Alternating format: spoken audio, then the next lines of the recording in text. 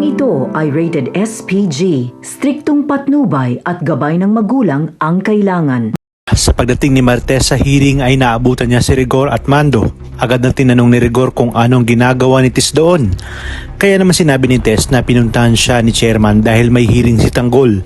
Tanong pa nga ni Rigor kung may kinalaman ba si Tess dito.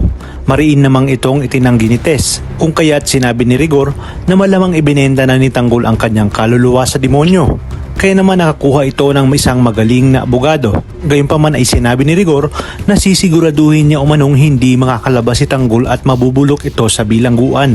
Dahil kapag nakalaya ito ay mas magiging masahol pa nga ito. Sa kabilang banda, hindi naman nakapagpigil si Ramon dahil sa pag-angkin ni Ismael sa Quiapo. Kaya naman ginilitan ito ni Ramon ng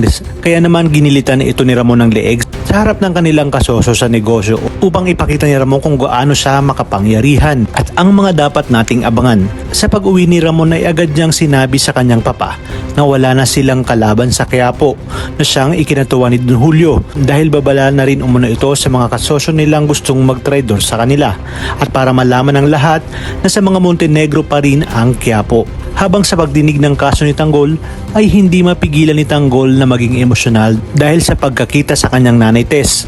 Unang tinanong si Chairman kung kumusta ang relasyon ni Tanggol at Rigor bilang mag-ama. Kung kaya't sinabi ni Chairman na madalas umanong gulpihin ni Rigor itong si Tanggol. At naikwento pa nito ang isang insidente kung saan pinagbabaril ni Rigor ng Armalite sina Tanggol. Kung kaya't pala isipang kay attorney kung anong klaseng ama si Rigor. Diretsahan niyang tinanong si Rigor kung bakit matindi ang galit nito sa akusado. At gusto niya umanong malaman ang punot dulo ng lahat ng ito. Dito na kaya aamin si Rigor na hindi niya tunay na anak si Tanggol na siyang dahilan ng pagkakaabswelto ng ating bida.